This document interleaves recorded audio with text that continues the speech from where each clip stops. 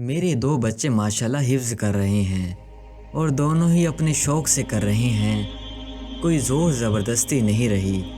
جیسے جیسے وہ آگے جا رہے ہیں تو انہیں کچھ مشکلات کا سامنا کرنا پڑ رہا ہے۔ جیسے وقت زیادہ دینا پڑا تو پہلے اس پر پریشان ہوئے، اور پھر جب سے حکومت نے بچوں کی ہفتہ اتوار اور پیر کی چھٹی کا اعلان کیا اور انہیں صرف اتوار کی چھٹی ہی مل رہی ہے تو اس بات پر بھی کافی پریشان تھے کہ ان کی ہی چھٹی کیوں ختم ہوئی ہے۔ میں خود بھی بچوں کو کسی ایسی مشکل میں نہیں ڈالنا چاہتی جہاں انہیں یہ احساس ہو کہ قرآن ان کی زندگی میں مشکلات پیدا کر رہا ہے۔ ایک دن وہ ایک یوٹیوبر کے متعلق بات کر رہے تھے جس کی یوٹیوب آمدن سے وہ بہت متاثر ہوتے ہیں کہ وہ صرف یوٹیوب سے اتنا زیادہ کماتا ہے اور وہ اسے خرچ بھی اسی انداز سے کرتا ہے۔ اس کی کمائی روزانہ کی بنیاد پر بلین ڈالر میں ہے۔ اس کے بہت سے کاروبار ہیں۔ صبح سکول جاتے وقت یوٹیوبر کے متعلق ہماری یہ بات ہوئی۔ سکول واپسی پر بچے پھر جب اس چیز سے پریشان تھے کہ آج سب بچوں کو چھٹی تھی، ہم کیوں نہیں چھٹی کر سکتے؟ ہم نے بھی دیر تک سونا تھا، پھر کھیلنا تھا، گھر رہ کر مزے کرتے وغیرہ وغیرہ۔ میں نے ان سے کہا کہ بیٹا، میری طرف سے یا بابا کی طرف سے کوئی سختی یا پابندی نہیں ہے۔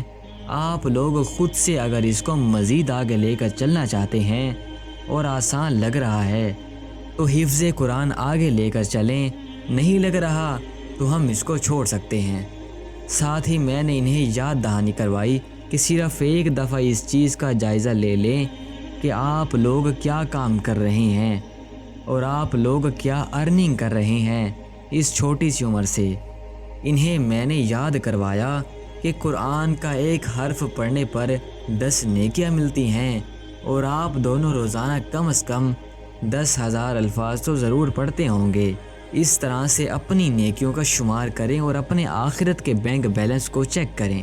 تقریباً روزانہ کئی لاکھ نیکیاں صرف قرآن کے وقت سے کماتے ہیں، اور وقت کے ساتھ ساتھ یقیناً قرآن کے ساتھ تعلق اور بڑھ جائے گا تو یہ ارننگ کئی گنا بڑھ جائے گی۔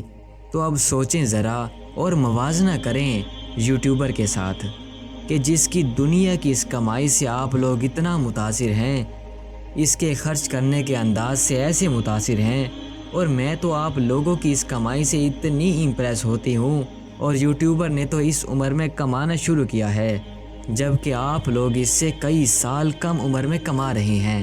فرق بس یہ ہے کہ آپ لوگوں کی کمائی ہمیشہ کی دنیا میں کام آنے والی ہے اور بظاہر اس دنیا میں ابھی آپ لوگوں کو نظر بھی نہیں آتی، لیکن اللہ سے امید ہے کہ وہ آپ لوگوں کے اس بھرے ہوئے اکاؤنٹ کے بدلے جنتوں کے بہترین باغات اور اپنی نعمتیں آپ لوگوں کو دے دیں گے۔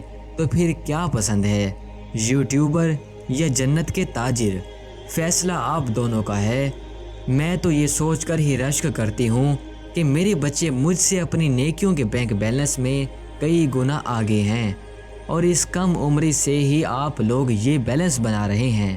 اس کم عمری سے ہی آپ لوگ اتنے کامیاب انٹرپرنور ہیں ماشاءاللہ کہ جن کی تجارت میں خسارہ نہیں ہے۔